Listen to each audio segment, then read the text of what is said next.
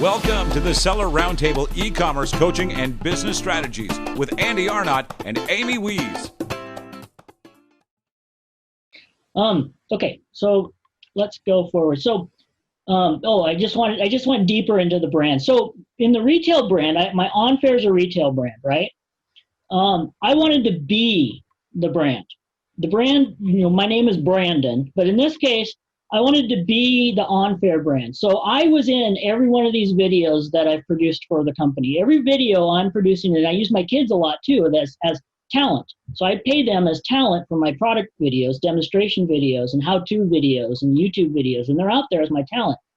But the purpose is I didn't want to hide behind the brand like I did the first time as this big company. I was hiding behind that brand. I wanted to own it. I wanted to just put my name on it. And so all of the emails come from me. All of my team in Bangladesh are answering as me, right? I wrote that content. I wrote the content on the blog post. It's me that these customers are buying from. And that's one way, if your listeners are wanting to differentiate, is don't be afraid to be the brand, be part of the brand. People, buying and selling is still a human interaction, right? And online. And if you want to sell to people at a higher premium or a higher margin, you've got to give them something more than just a product. You got to give them an experience. You got to give them trust. You got to give them something that's they can touch and feel almost. I love that you did all these cool YouTube videos, these how-to ads, and it was all your brand. And back then as well, like that was kind of the beginning of people really finding things on YouTube. And I love that you it didn't have to be perfect. It didn't have to be like these professional, but people have a connection with you because you were bringing value, you were showing them. And I think a lot of entrepreneurs, even today, they don't do any videos because it's not perfect, right? Or they don't, do enough photos or whatever, or they don't kind of get into it because they're worried that it has to be perfect. And really, I think people connect with brands sometimes when they're just themselves, when we're just got to be genuine. Yeah, definitely. I love that. Yep. Yeah. I'm far, far, far from perfect. And in the beginning, I had those same fears, and then I realized over time, people would, they appreciated that. They trust you more when you're as real as you possibly can be. You're not faking it. Definitely. And so these are just iterations of my brands over the last 12, 13 years now. On-Fair was, deal so low it's funny, where epic parenting wins, entertaining families since 2006, family vacations start here, and over 100,000 smiles delivered. To me, that's my top one because we deliver smiles, and those are photos from my actual customers. I love that you took, your whole thing was to spend time with your family, and you brought them into your business. And you just made it fun and you did it together. And I just think that is so cool. I know my daughters, they love that. They always say, we were having a dinner conversation the other day, and what we were asking some of those questions from a book of questions you should ask each other as a family just for fun. And I said, what's different about our family versus other families that And my daughter said, well, none of my friends' moms or dads are entrepreneurs. They don't work from home like you do or make things or, so they don't get to travel with their kids on business trips and stuff like that. And so they actually realize that they're part of our business and part of our life, our work life, I guess you could call it. And it's really special for them. So I love that you just brought your kids right into this and you said, hey, we're doing this together and we're going to see the world together and we're going to build a brand together, multiple brands together. And it's really cool. It looks like your kids had a lot of fun. They did at times. They did. And the other lesson I wanted to teach my kids is don't work for a time clock. Don't get paid by the hour. And so what I taught them here is that they were my talent. I paid them based on profits that those headphones would make us. And so I said, you spend 20 minutes, half hour doing a video with me, and I track the profits on this product every month, and I will pay you royalties on profits. And I taught them the of working smarter, right? don't get paid by the hour, get paid by the quality of the work, and if you do this good, you'll get paid more. So I wanted to teach them some other lessons as well. And that was one of them that I think they learned. And I also, my daughter was extremely shy. I mean, that was the other thing, is she was extremely shy as a little girl. She was in a dance. I mean, trying not to make this a long story. She was in dance, and when they went out on stage, she froze and would not go out there. And so here's this little girl all dressed up, wouldn't go on stage. Well, I got her in front of the camera one day, and I said, we can just make as many mistakes as we want because we can edit it out. So let's just have fun. We're just going to talk. We don't even know the script. We'll script it in front of the camera, say it, and we'll do it again and again and again until we get it right. And that's the moment I think she broke out of her shell. She realized you can always get a do-over.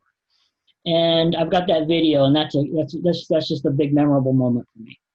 Wow. Now she's on stages all the time doing cheer and in front of thousands of people sometimes. So she broke out of that shell. All right, so I've got a couple more slides, and I think I'm closer to the end here. This one is about branding. Okay, so one of the things, this was me learning how to add value again to my product. And you kind of got to start right to left, bottom to top. But in the beginning, I was just selling a product. I was selling DVD players, headrest DVD players for the back seat of a car, right? I'm selling to families going on a vacation. So this product's perfect for me. I'm selling a product that I use. I'm selling a product that I go on vacations a lot, that I would use a lot. And so I know this product, my customers are going to be people just like me. Then I move in and I say, okay, let's pretty it up a little bit. Now it's Autotane 7-inch motorized DVD players, but then it's 9-inch. Things have to get bigger, right? You're always having to one-up yourselves with another product, more features, bigger screen, and so on and so forth. But what I learned is, if you look at the top right, I got the Dream. I'm like, okay, I'm not going to call this the 7A anymore, or the 9B, or the 101X, right? Those model numbers mean nothing to me. Procter & Gamble has hundreds of brands. I'm going to have hundreds of branded products. I went after Disney cruise ships. And so I named my products after the similar types of names. I have the Dream, and then I have the Active, the Activate. I have the Joy, the Magic, the Epic. Those are all cruise ships from Disney names, most of those. And so I started branding it. And then I started going, instead of just adding the Autotane logo, I started putting my photos again on the products of our vacations. And so I get bigger. You go from right to left, and you can kind of see the progression I did through my marketing and product marketing ads and so on. And what I call this is long photocopy. This is my way of spending, of working smarter. Okay, people don't like to read when it's black and white on text, right? They never do. Bullet points are dead. I do this in a way that people can scan and get the amount of information they want with different colors, with different highlighting. So you've seen the long story, long website where they call it long copy websites, right? This is the similar concept. I call it long photocopy advertising. And here I am. I will spend an entire week building these graphics, and I've got multiple graphics. This is one graphic for each product that I have, but I go down 7 or 8 graphics like this with more deeper features and so forth and benefits. And so I'll spend an entire week on a new product. Like that Mega 20 BM is a new one for this year of 2020. And I spent almost a week. I'm not quite done doing this. This is a new product for next year. And so I'll spend time, getting photos, building this graphic, building the next 6 graphics. And then I do a video, and then we'll actually repurpose it in different ways and shapes and forms, and we'll put it out there. And because I'll spend a week on this, this is a product that could make, it'll pay for a year's salary. Okay. And so I don't have to spend time coming up with another product next week, or another product next week, or another product next week, or one each day, right? Instead of spending a little bit of time on low margin, low dollar product, I pick a lot of time on one product. And I have to differentiate it because there's other ones like this. I have to put myself into the package, and that's what I do. So every one of these products gets a DVD with me on it, showing them how to install it and how to use it. So I bundled myself into every package that my competitors can't do. And then obviously I add a few other accessories that they don't usually add as well. So this is me working smarter.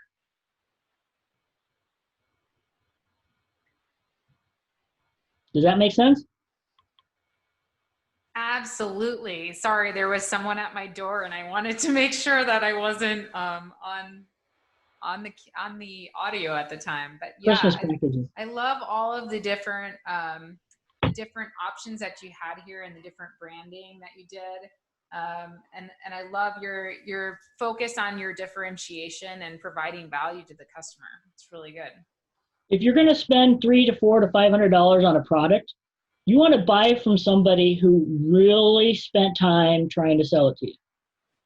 Make it look like you spent a lot of time on it, right? Make it look like you care. Make it look like you're passionate. You have to love your product more than they do, right? If they want to buy from somebody who loves their product, who was willing to spend the time to go into every little detail, but do it in a way that's easy to scan and capture as well. And that's what I'm trying to do here. All right.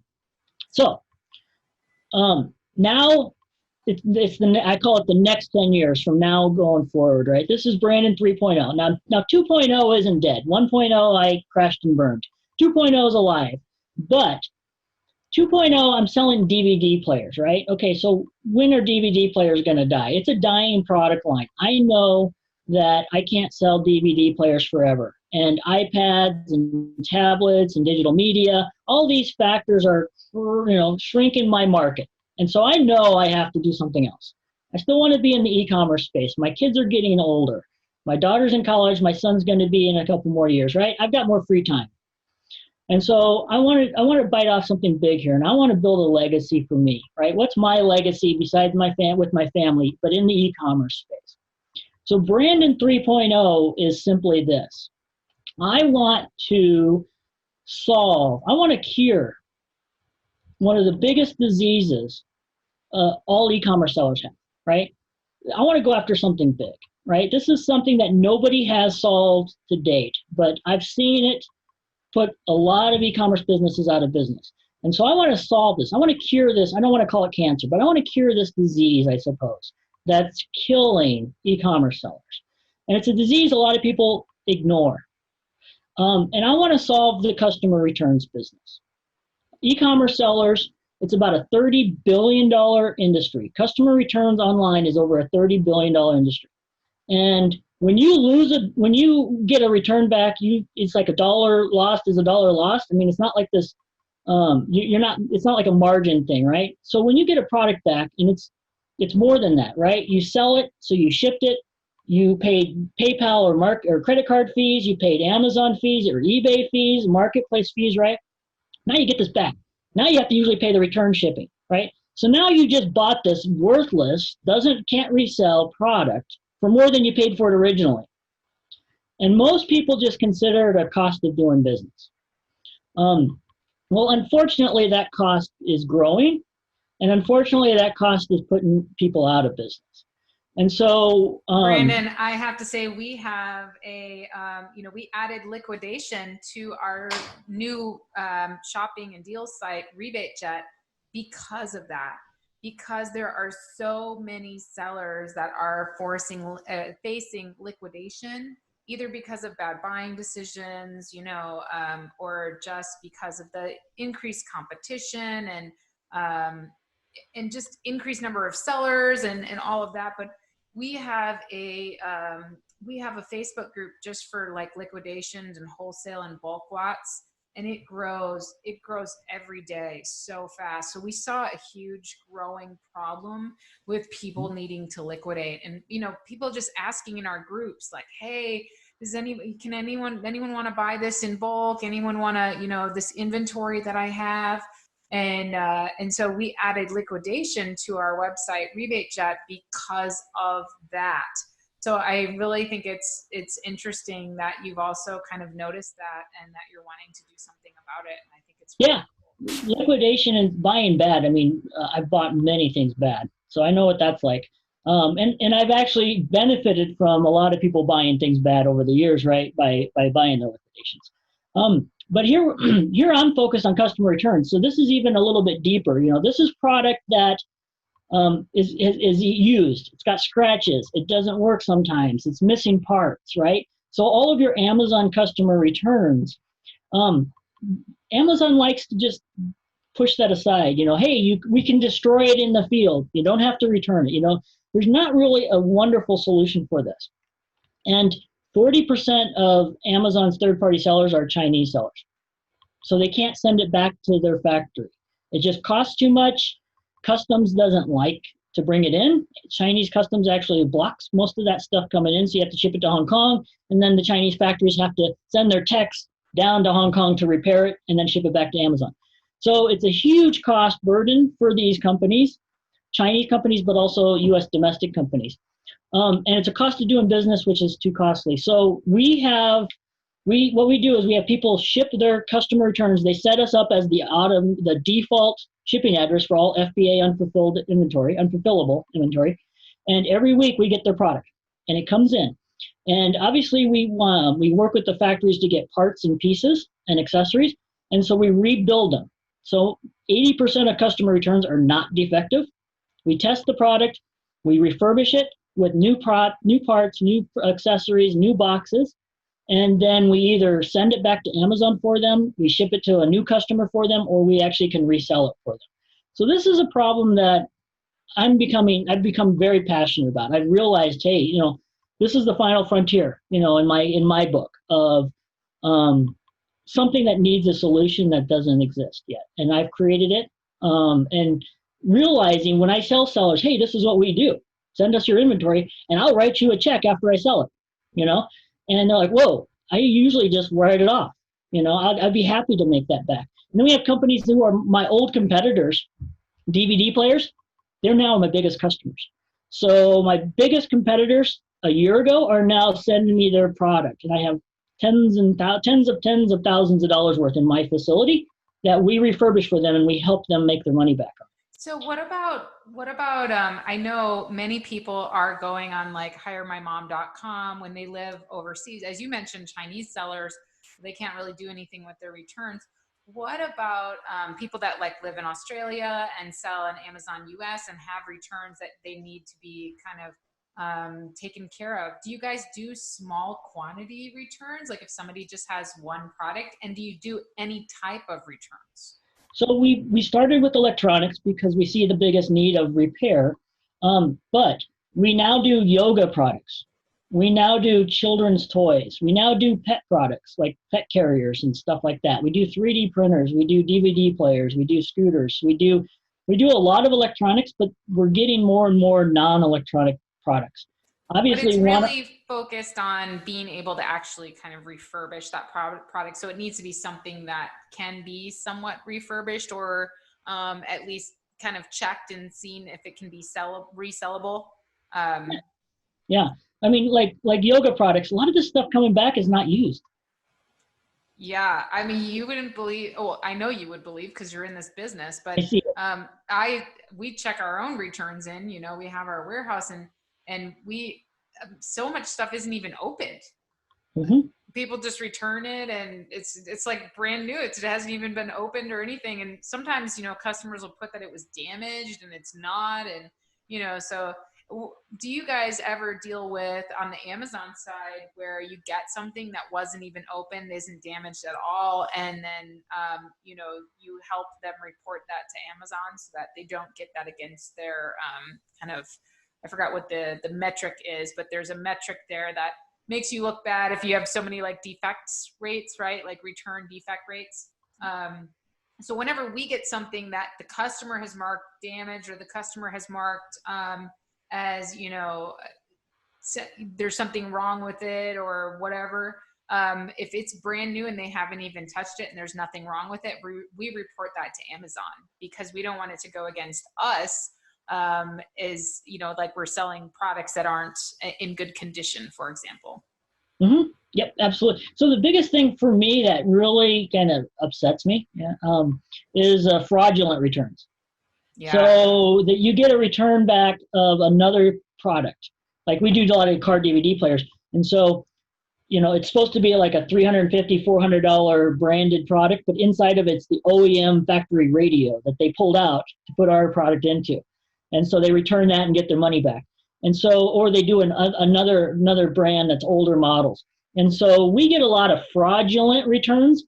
And so what we do for the seller, in that case, our client, is my team will take photos of everything. The labels, you get a photo of the shipping label, a photo of the product LPN label, you get a photo of the product on all four sides. And in our system, we'll call it an exception and say, hey, you got somebody else's product. Here's all your photos and information. Go do a claim.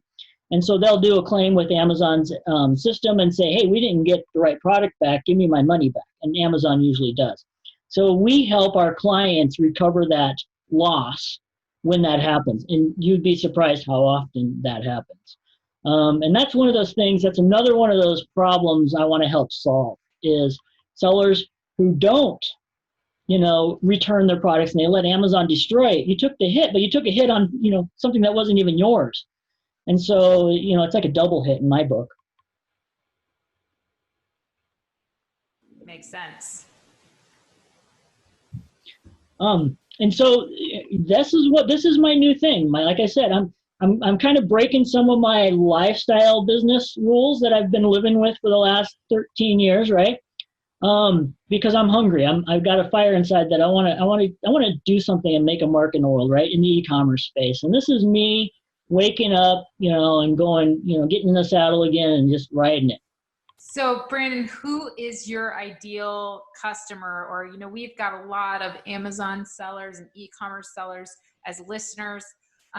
You've got this website, back-track.com. And they can email you at sales@back-track.com. And when I say dash, I mean the little dash sign, the little hyphen. It's not good for podcasting, but yeah. Yeah. And so who should be contacting you? Is this anybody with any kind of return? You recommend that they reach out to you? Is there certain returns that you're like, we don't really deal with those. So, but who is your ideal customer? Who are you out to help? And who should our listeners, who of our listeners should be contacting you for your help? Yeah, I mean, we've got a pretty open mind on this. We're exploring. We want to see what this is like, right? And so we don't have limitations per se, hard, etched in stone. We don't want food product. We won't want things that are expired. We won't want things that might have certifications but don't have them. So there's certain things, we're going to stay away from, obviously. But that's a call that we can make. We can make that decision later on, right? So we're having people reach out to us and say, hey, here's what I've got. What do you think?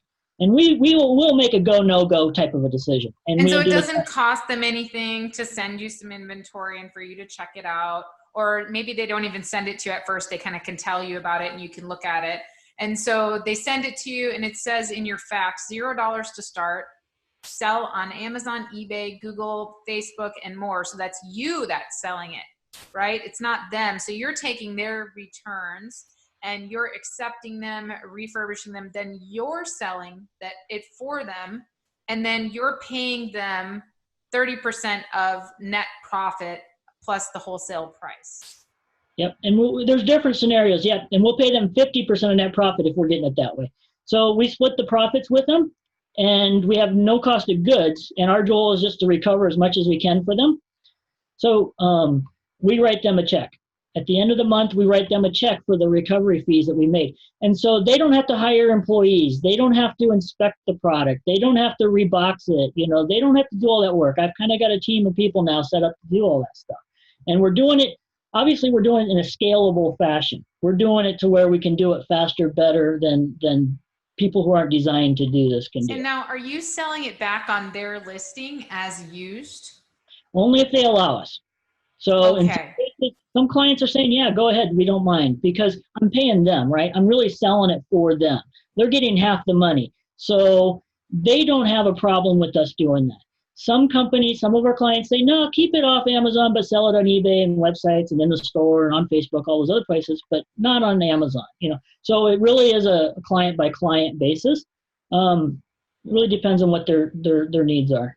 Got it. So awesome. I mean, I think it's a win-win for everyone. And, definitely there's so many people kind of dealing with returns. It's just part of the retail business, right? So it's really great to know that there's somebody that's dealing with this. And Kevin says that he loves this.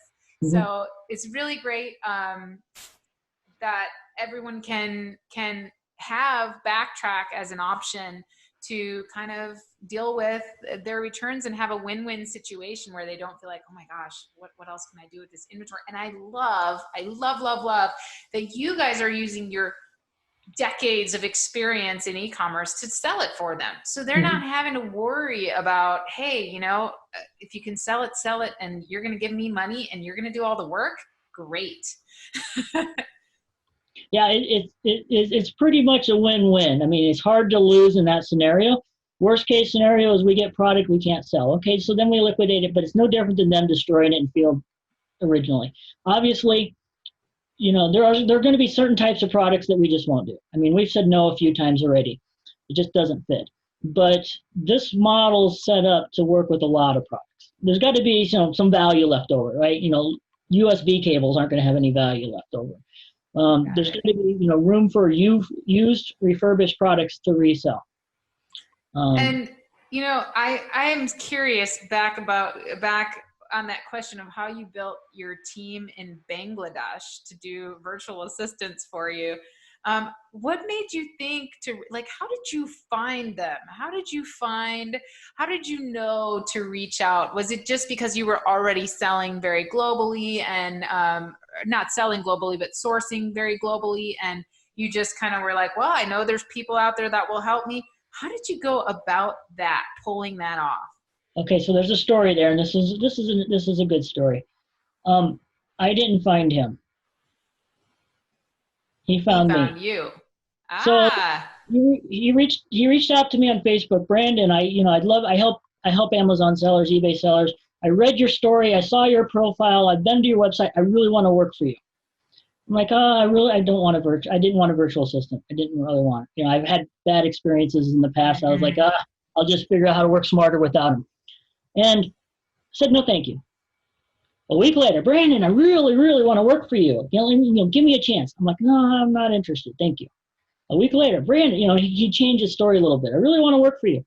Like, gosh, I love this guy's persistence. Yes. And I love his politeness. Very polite. But I don't blame you, because I get messages like that all the time of like, yeah, I'm a virtual assistant and I can help you. And it's like, okay, but I need to be able to vet you, and I really don't have time for that. So it's really, I'm interested to hear how you decided to give him a shot. So I finally decided, okay, I'm going to give this guy a shot. I'm going to give him a project and see how he does. Trial task. Yeah, he just did. He tried. He passed that test with flying colors. And I got to know him. I got to work with this guy, and I was like, wow, this guy's got a great heart. Great, he's very passionate about things that you got to admire. And he told me his story. He's like, I don't know if this is even true at the time, right? He tells me the story. He goes, my dad's got cancer. I'm trying to support my family. I've got my parents living with me, my wife, my daughter, my young daughter, baby, 1 or 2 years old. He goes, I've got to support my family. My dad's on his deathbed with cancer. I want to make him proud of me before he dies. And I didn't know if that was a real story or not at the time, but it caught my attention. And I said, I'm going to give this guy a chance. And he goes, can you write me a letter that you're hiring me? And I'm like, okay, I'll do that for you. It's not going to hurt, right? And I did that. And he gave it to his dad, and he felt like he owed me for the rest of his life. That's all I had to do was write a letter saying I'm hiring him. And he's like, Brandon, I owe you for the rest of my life, after seeing how my dad looked when he got that letter. And so that was the beginning of a good relationship. He brought in more employees. He helped build me my team, and he was obviously the key manager of that process, and we got to know each other quite a bit. And over the years, I didn't have as much need for him. I couldn't keep him as busy as I was in the beginning when I was building stuff. And so I was like, you got to go, your passion is helping people, like health-wise. And so he actually, I'm like, you don't owe me for the rest of your life. Don't feel like you owe me. You've already paid me back in spades, even though I paid him for work. I go, you paid me back by quality work. Don't feel like you owe me. And I said, go free, fly. And so he's been out there helping cancer patients back in Bangladesh is his mission. And so I feel like he had his time with me, and I had my time with him, and we're still friends today. But I don't really use their service anymore. I don't need to. Got it. So I think that this is an incredible story, and you've just kind of overcome so many things. One thing that I really took away from your presentation was how you kind of came up with your own formula to success, and you made that happen. You had your own vision board, and you said, this is going to be the formula that I'm going to make happen. So I really appreciate that. I would love to end on the note of what is your advice for any new sellers that are out there that are trying to make it happen, and what, maybe they're trying the wholesale model, they're not really getting things moving. What is your main motivation, and what do you suggest for anybody who might be on that sticking point right now, like, hey, should I continue with this? Is this for me? And how should they succeed in e-commerce?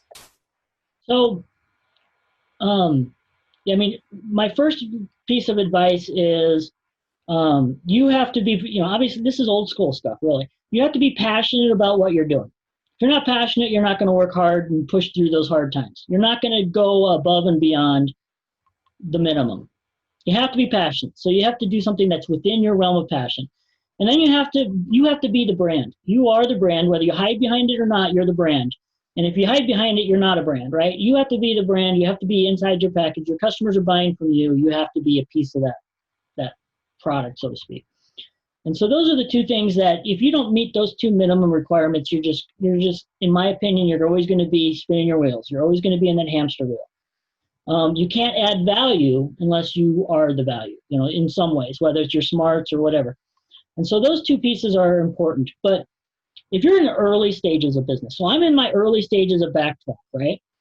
And I have to remember what those early stages of Sell to All were like back in 1998. And I have to remember what my early stages of OnFair were like, And I'm like, okay, I've done this twice. This is kind of a third go at it, even though the second one's still going. But what things do I have to remind myself of? And in the beginning, the first year, I call it the heavy lifting stage, right? You're just working so hard to get something moving forward. You're working far harder than you're being rewarded for. Usually you're not getting paid very well for the time you're putting into it. And you've got to build this, you've got to test, you've got to, reiterate, you've got to test again. And that's what I've been doing with Backtrack for the last year, is testing my sales pitch, testing who my target audience is, building a process within our shop and operations, right, with my business partner. And we've been doing a lot of heavy lifting. And we're not getting paid well for the time we're putting into this so far. But we're starting to get momentum, and we're starting to gain traction, get that flywheel turning. And I told my business partner just a couple days ago, I said, we're at the V1 stage. And he goes, what's that? I said, the V1 stage is when an airplane is taking off on a runway. And this airplane has its jet engines going at full speed, using a lot of energy and a lot of resources just to get it moving an inch, and then a foot, and then 10 feet and so forth. That's a lot of heavy lifting. And the V1 stage is when the airplane is too far down the runway, going too fast, that if an engine blows, it cannot abort. The V1 stage is when the pilot is committed to taking off, and no matter what happens, because he can't stop the plane. And my business is past the V1 stage. We're not closing this Backtrack. We've got momentum. We've done the heavy lifting. And I said, we're getting close to our V2 stage now. And a V2 stage is when the airplane has enough speed, velocity, and momentum to pull up. Okay? And a lot of sellers never get there. They stop at the V1 stage because they've done all this work and they don't see the rewards. I've worked so hard, I get paid so little. I don't know what I don't see a result here. And I told my business partner, now we run faster. And he's like, what do you mean? We got to work longer hours? And I go, no, this is not the heavy lifting stage. Running faster is scale. This is when we start getting more employees, and our employees are working more and harder for us. And instead of, a few people, you've got more people. So you're running faster. you're getting more done in the same amount of time because you've got scale and resources. And we're in the running faster stage, which is the V2 stage. And that's, you can read the book from Seth Godin, The Dip. It would be similar. You see these dips and a lot of people give up. And I see that all the time. And I've been there myself multiple times now. Don't quit before the dip.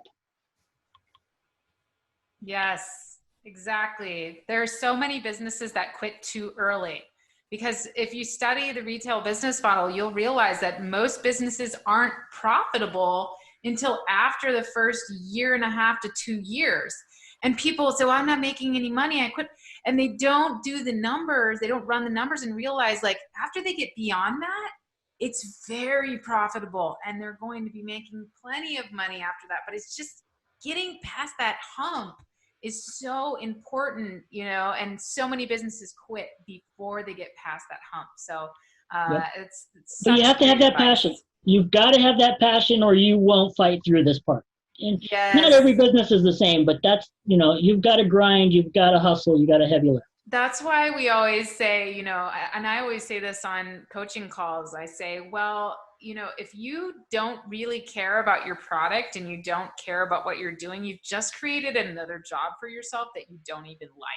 Yep, exactly. So why would you want to spend the rest of your life doing something that you don't even like when you're already in a job that you're trying to get out of that you don't even like? So I think a lot of people, they get this appeal of, well, the freedom of, working from home or, making this money, and they don't realize, like, okay, wait, but I actually have to work to get there. And if I don't like what I'm doing, if I'm not passionate about it, it's not going to be fun.